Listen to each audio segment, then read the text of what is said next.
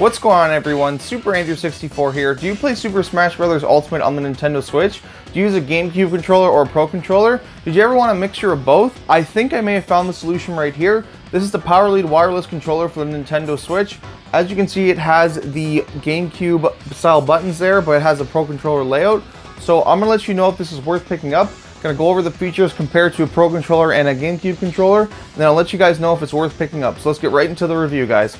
So right here I have three controllers in front of me. I have the PowerLead controller right here, a Nintendo GameCube Wavebird controller right here, and then a Nintendo Switch Pro Controller.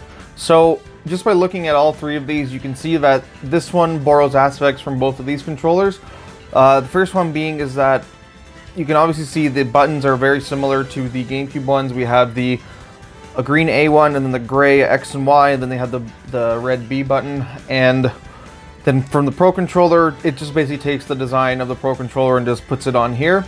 And if you flip them up here, you can see it has the two shoulder buttons and two triggers like the Pro Controller. But with the GameCube one, it just has the three buttons, one bumper, and then two triggers. And also the home button's a little different here. It kind of reminds me of like a PlayStation or an Xbox controller, where the home button is a big button right in the middle. Then you have a turbo button as well, which again, I don't know anyone who uses turbo in today's day and age. And then you have the capture button and then the plus and minus buttons on the top there. So I'll just do a quick side-by-side comparison of the two controllers here. This is the Pro Controller and the PowerLead controller. Again, looking at them, they're designed pretty similarly. They both feel pretty good in your hands.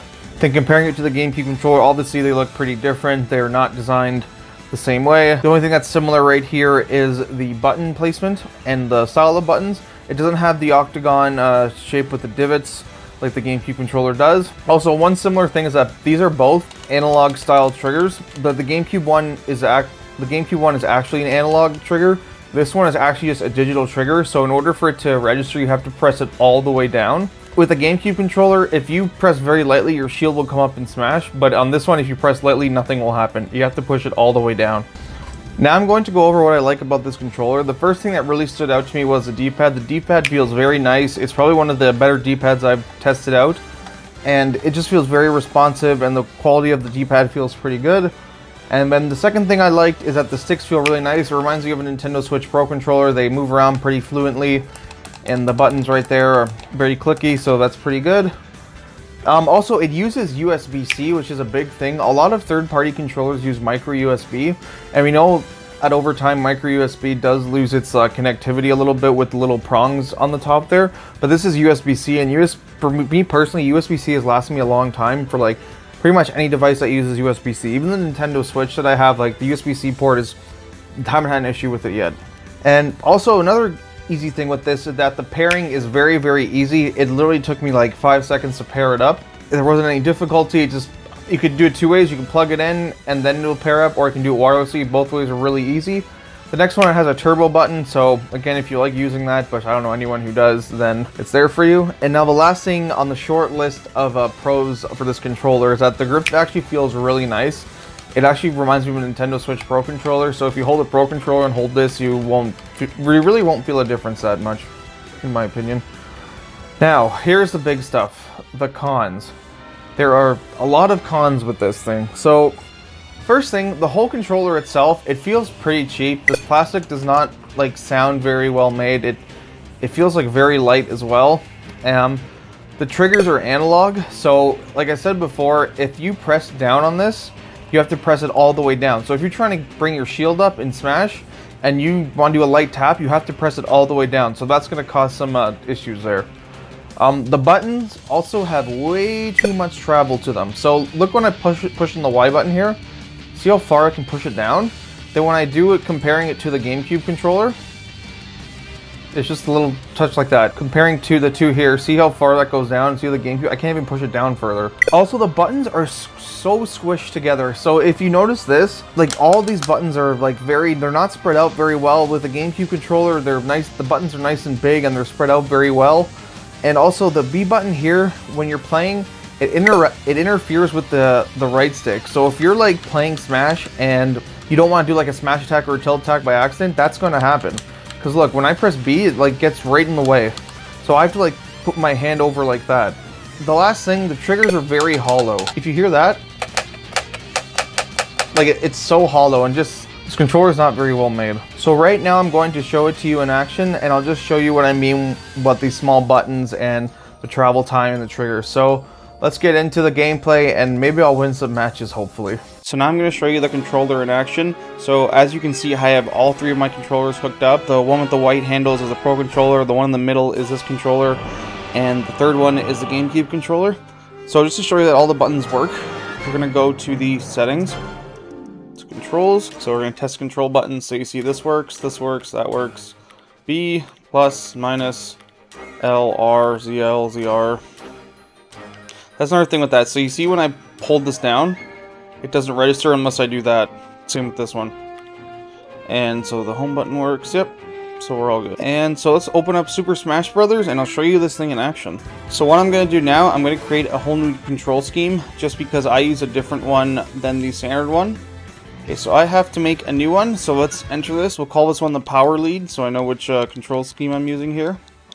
So I use my, if I use like a Joy-Con or like Pro Controller, I set both my shoulder buttons to jump there. I also do this one as jump as well. And since the X is here, we're going to have to change that to grab, which I use.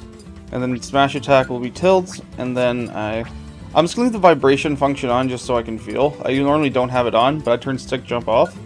Just make sure all works. Alright. Okay, that should be good. Save that. So I'm going to go into training mode now and show you a bit of the features working on this controller and some of them not working. I love the Omega Battlefield. It's probably one of my favorite stages. We'll do. So I'm going to be King K. Rool. I'm going to set the CPU as King K. Rool as well. Do a color. We'll do this one. The little Z, King K. Rool. Okay, so we're in training mode now. We've got my King K. Rools ready to go. So just show you, like, the buttons, they do work. Like, it's not like they don't work, it's just they work pretty poorly.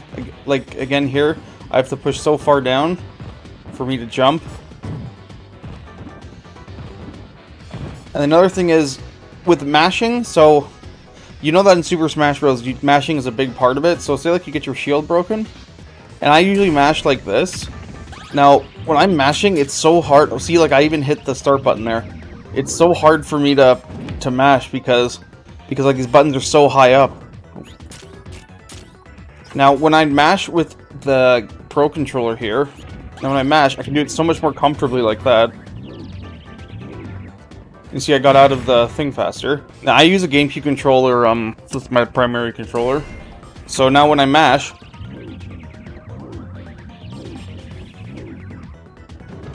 so you can get out so much faster because these buttons aren't as elevated. And also another thing is, so the shield. So comparing this to the GameCube, so the one on the left is I'm using the PowerLead one, and so look right here. When I push down, shield doesn't come out, but when I push down on the GameCube one, shield comes out. Very light press. Light press, see, it comes out. This one, light press, nothing. I have to push all the way down to get my shield out. And that's probably a really big issue because these triggers should not be analog. They should be a digital trigger, like the one on the Pro Controller. So if I just bring my character over here, see, I push it right away, shield comes up. Same with this one, push it lightly, it comes up. This one, I have to push it all the way down for the shield to come up. So now I'm just going to do a quick little match with the CPU and show you this controller in action. So I'm going to do Bowser against King K. Rool here. Oh wow, it got me with the up smash. Yeah, I don't feel very comfortable with this controller, and this rumble like is really bad.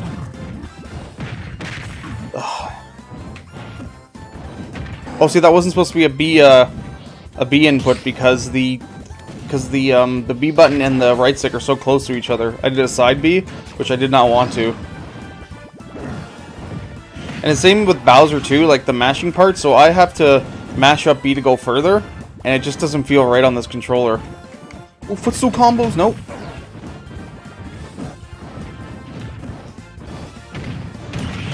Oh wow, I got the spike there. And I know there's like a lot of like missed inputs coming out too. Like I was supposed to do a fair earlier and it came out as a dash attack.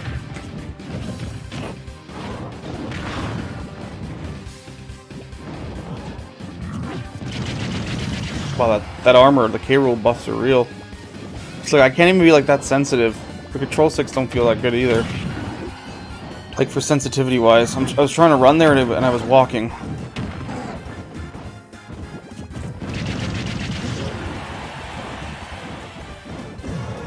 Gee, I'm doing short hops. I'm supposed to be full hops. Oh no. Oh wow. The CPU's taking me to town. Oh, I gotta use it against him. Come on. Oh no.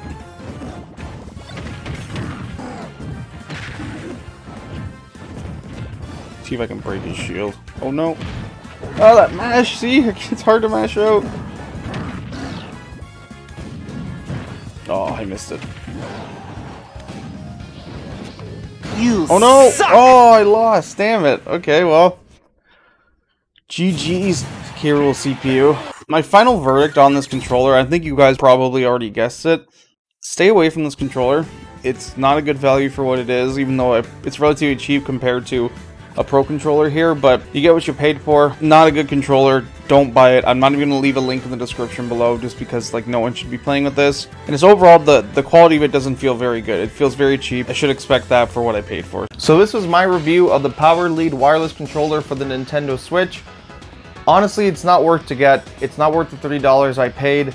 The quality's pretty bad, and this is probably the first ever negative review on my channel. If you guys had a similar experience with this controller, please let me know in the comments down below. Leave a like if you like the style of my review, and please consider subscribing for more reviews, more Smash Bros content, and some live streams here and there. This is Super Andrew 64 signing off. Have yourselves a one-up day, and I'll see you guys in the next video.